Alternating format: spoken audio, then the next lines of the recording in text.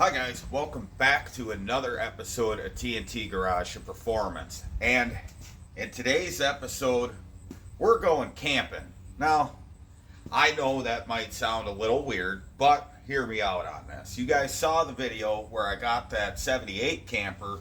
Well, in this video, we're going to go on a muscle car road trip pulling my 1970, and we're going to head up the lakeshore of Lake Michigan, discovering everything that it has to offer on the Wisconsin side. So we're going to take the Challenger instead of the Checker and hook it up to the camper, and we're going to start headed north and checking out some really cool sites and get a lot of history along the way, as well as doing a good old-fashioned American road trip in an American muscle car, something with plenty of horsepower, a manual transmission, and we're probably going to get plenty of looks along the way pulling a camper with this. But let's get to it.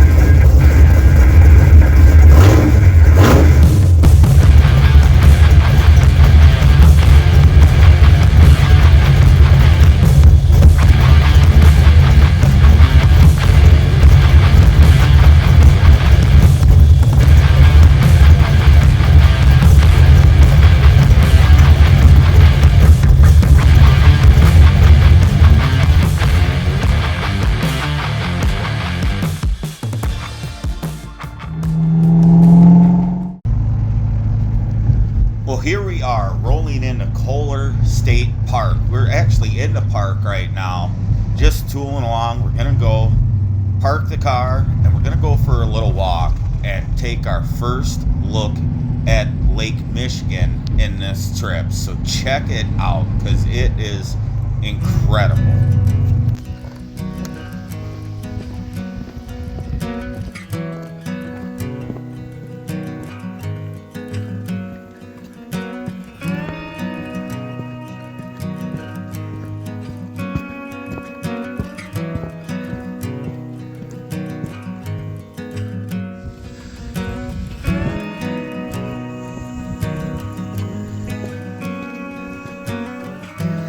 Well, here I am for the first time in I don't know how many years that I'm back on the Lake Michigan shore, which doesn't happen enough. But we did get to stand on Lake Erie during Power Tour, and this is something I definitely recommend to anyone that's into road trips or anything like that in America, is go ahead and see a Great Lake. See as many as you can. There's 5 of them. So let's continue to enjoy this.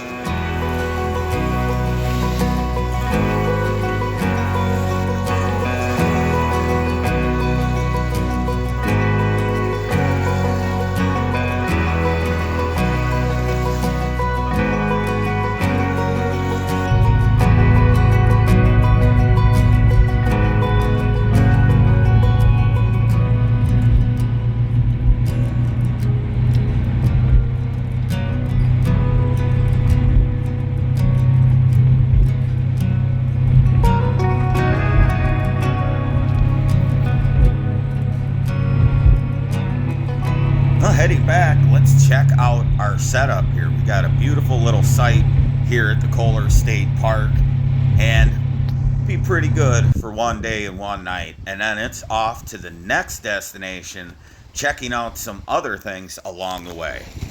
Well, we're now in Sheboygan, Wisconsin, walking up the breakwater to go see the Sheboygan Pierhead Light. Now, originally their lighthouse was built in the 1870s. This particular structure, which is about 50 to 55 feet tall, was built in 1904 and still stands. However, at some point in recent history, they had removed the lantern room, just installing a single LED beacon along with a weather station.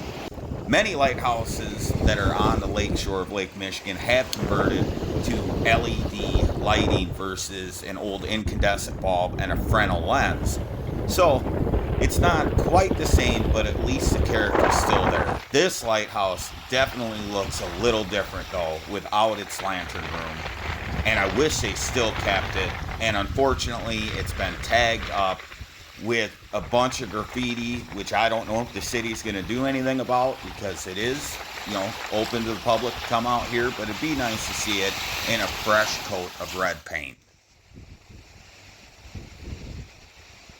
Well, moving up from the lighthouse, we're now at North Point Park in Sheboygan, where there's plenty of plaques commemorating or remembering shipwrecks. There's many, many shipwrecks in Lake Michigan, more than you might think.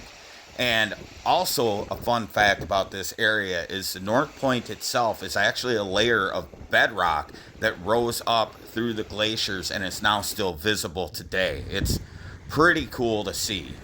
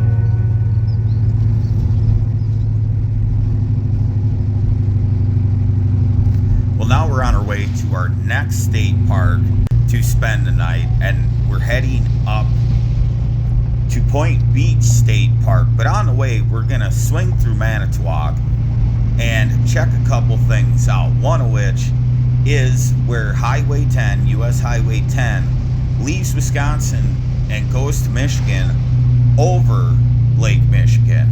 And right here is the port where the SS Badger docks. It's a car ferry.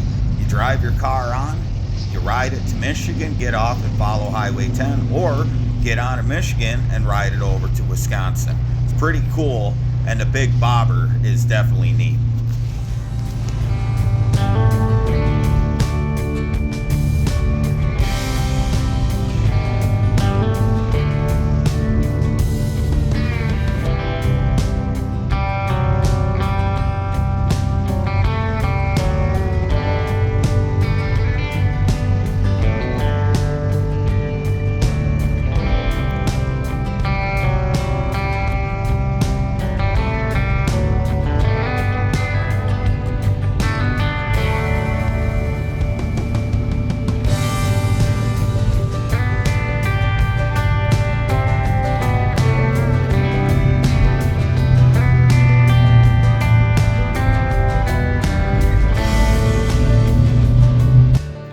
Now, it didn't stop on this trip, but on a previous trip, I did stop and see the Manitowoc Pierhead Light.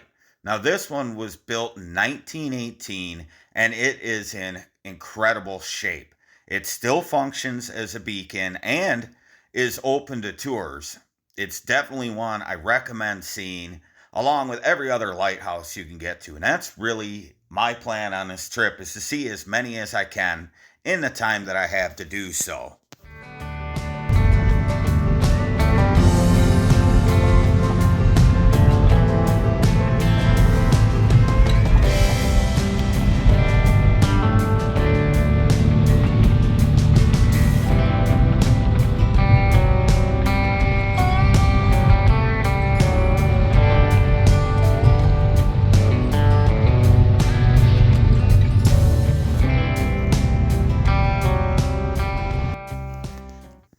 Well, on our way up from Manitowoc, I decided to swing into Two Rivers. Now, their lighthouse on the Pierhead is just a simple tower that isn't that great to look at. It's newer construction. However, the original lighthouse is on the river up at the Rogers Street Fishing Village, which is also a museum that features an old fishing tug that's powered by a two-cylinder, I'm guessing two-stroke from what I could gather, diesel that runs on heavy oil. They would have to actually have blowtorch like contraptions at the top to heat it enough to make it so the engine could run. And they do run one on a stand. There's videos showing it. Along with that, there is a house set up from the people that originally settled in this village of Two Rivers and started fishing, along with many, many maritime artifacts from shipwrecks and just all kinds of fishing that still operates out of Two Rivers today. And in fact, one company is still fishing out of Two Rivers with a fishing trawler. Now, that's pretty neat history. And if you're up in the area, I recommend checking it out. You can walk through unguided or get a guided tour, which is what I did, and it was definitely worth it.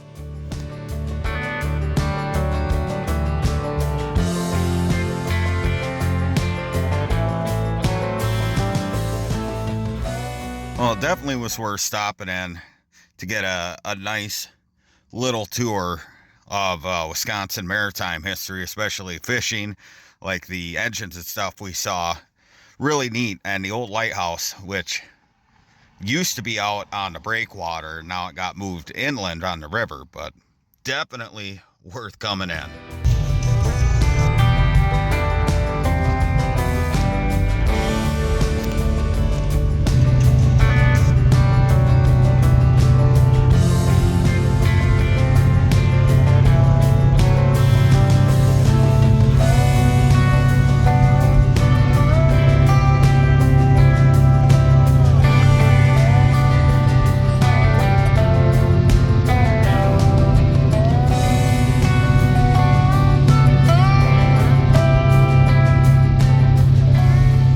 Finally, we're getting to our destination up at Point Beach State Park.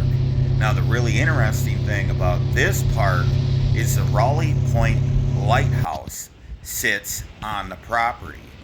It is the tallest lighthouse in Wisconsin at 111 feet tall, and is actually the old Chicago Pierhead Light or Harbor Light that got moved up here in 1894. Again, it's still operational. However, it is not open to the public. There is a keeper's residence there that is only offered to active military service members, guard members that can stay there on weekends. And it'd be really neat to actually get in to check it out. But you got to respect our service members and the perks they get, so it's nice to check it out from afar. Also, a fun fact about this location is that the U.S. military actually staged beach landings around the era of World War II to practice.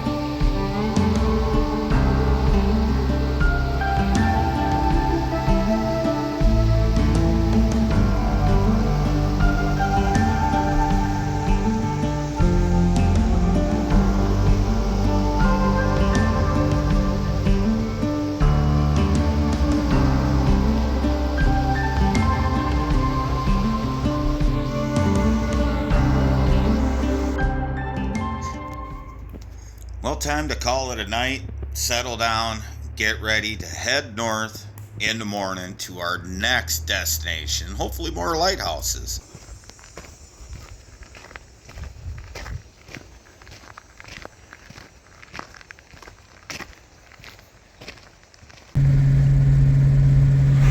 Well, we're finally into Kewaunee County, Wisconsin. One interesting thing as soon as we get into the county is the old Kewaunee nuclear generating plant.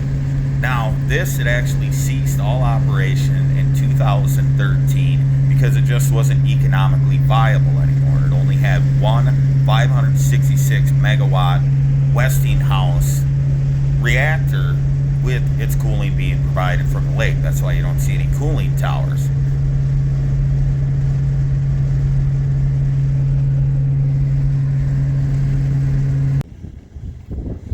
For the time I've lived up here, I've never actually walked out to the Kewaunee Pierhead Light.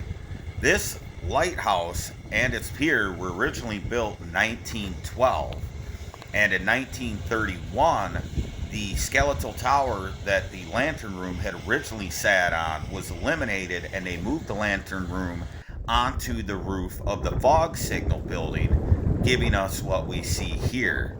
It's still operational, just like everyone we've looked at. Of course, it's automated, and it is open to tours to the general public. You obviously have to schedule or be there for a tour, but it's still accessible to the public to walk around and check out. And for the first time actually being up towards it, seeing as I first saw it 21 years ago, I think I waited long enough.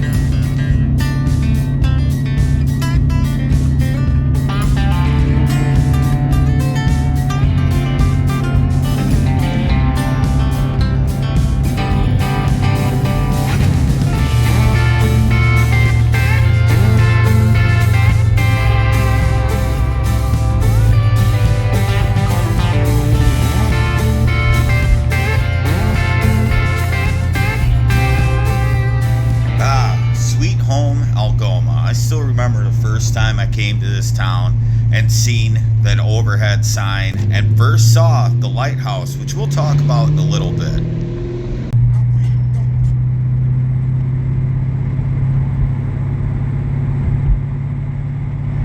But before we do that, first, we're on our way after having to get a new tire put on a Challenger.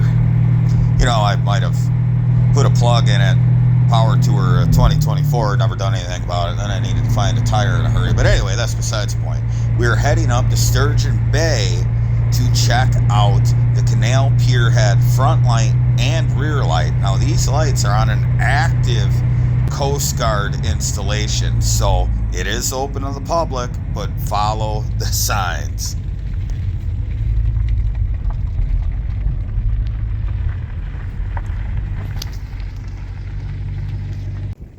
Now, after a quick, brisk walk down the breakwater, we get to check out the Sturgeon Bay Ship Canal Pierhead Light, which was built in 1903 and basically is in the same shape that it was back then. The original one was actually built in the late 1800s and replaced with this, and it was joined with a rear canal light that stands at 105 feet tall, so just shorter than the Rawley Point Lighthouse, and that one was built in 1899 and then reinforced in 1903. So it's pretty cool to see these lights still active on an active Coast Guard installation, and even though it feels like you might be doing something wrong, you're really not. Just stay in the lines. Now, it is particularly cool. On this breakwater, you can still see the U.S. Army Corps of Engineers in the concrete from when they built it. That's pretty cool.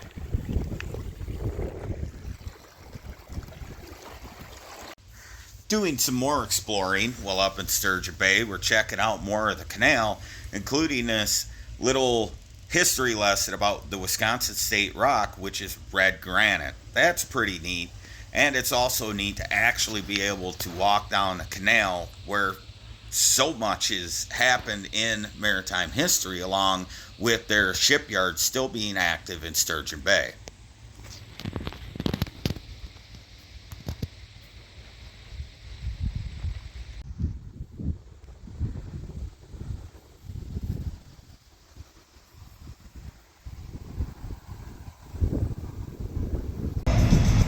Heading north out of Sturgeon Bay, now I want to check out the Cana Island Lighthouse, which unfortunately by the time I got there they were closed, but I did manage to snap a picture of the top of the tower and its lantern room. Now it's time to go adventure to see if I can't find the old Bailey's Harbor birdcage light. Now, unfortunately, it's on private property, everything's overgrown, and you can't really see it from any road. I did manage to catch a glimpse of the Bailey's Harbor range lights, which have recently been put back into operation, which was pretty neat. But someday, I need to figure out a way to check out that old birdcage-style lighthouse that's been defunct for over a century up in Bailey's Harbor. And now we're at our final night stay. I was lucky enough to score a campsite right on the shore of Lake Michigan at the Algoma Pierhead Light. Now, this light was originally built in 1908, and it was only the top step section. It was later added to make it tall in 1932, and that gives us what we see here. Those sharp-eyed people might notice that I have a tattoo of this very lighthouse, because first time I seen it, I fell in love with it, and it's just the most peaceful thing I can find in my life. And nothing better than sleeping in the rear bunk of the camper and waking up to the sun rising over Lake Michigan, looking at the lighthouse while the lights are still functioning before full daybreak.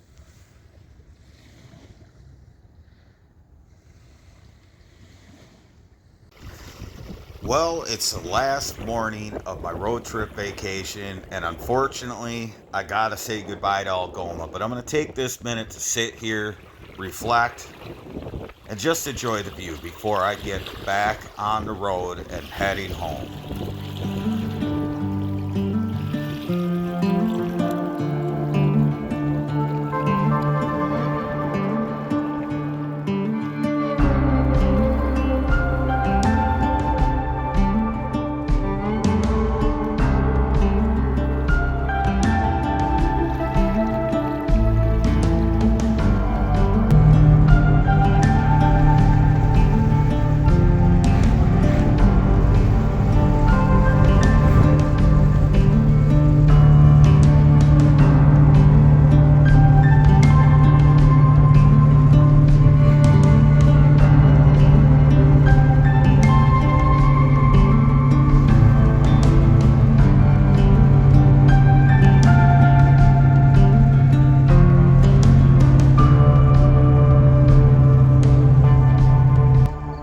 that wraps up our road trip.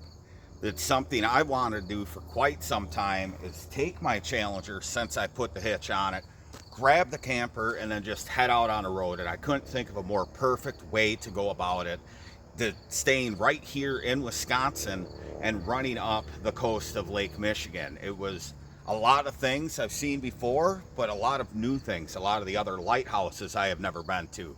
The museum we seen in Two Rivers, the history there was amazing, and I'm super happy to have gotten a chance to do it.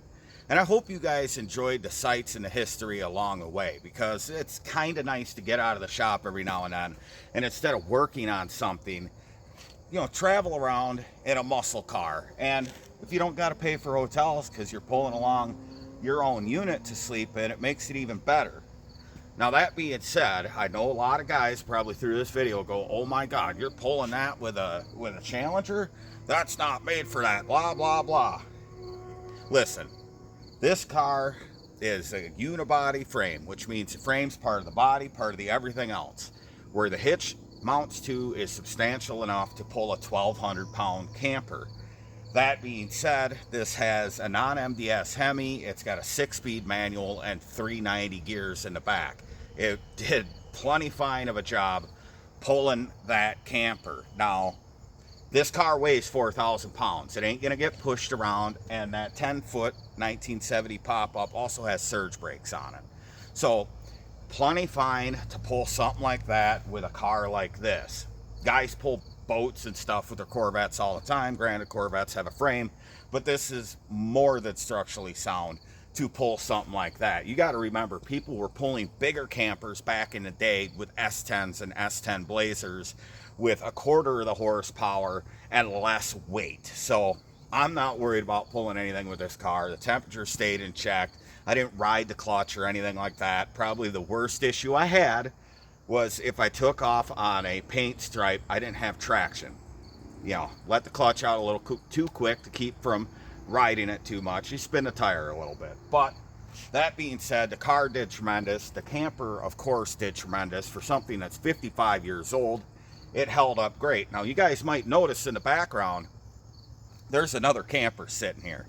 You're not getting double vision or anything like that. And this is coming in a future video, because that is a 1978 Jayco J-Flight 6. It's an 8-foot camper. You can see it's substantially smaller than my 10-foot 1970 J Eagle. So this is going to be a project that this camper is in pretty good shape from here down. The canvas is really good in it. The interior is incredible. The only issue is the sideboards and the roof they're degrading a bit. So we're probably going to repair the roof on that, clean it up, get the proper paint on it, because the frame's silver, it's supposed to be black. But that's all I'll talk about that right now. It's another vintage camper that's literally the mini-me of my 1970, same canvas style and screen color and all, which is why I bought it. But you'll see that in a future video coming pretty soon. So if you enjoyed this and enjoyed just a road trip and a piece of Wisconsin, and why I continue to live here, because there are some great things, even with all the other states I've been in the country, I still like Wisconsin the most because of what we saw in this video. So if you enjoyed that, go ahead, like, share, and subscribe. Hit the bell icon. Comment down below of your experiences on road trips or what you remember from being a kid going on trips like this. And you can follow me on social media. The links are in the description below. And I guess now it's time for me to go back to work. So remember, till next time, if it ain't broke, fix it till it is. We'll see you soon.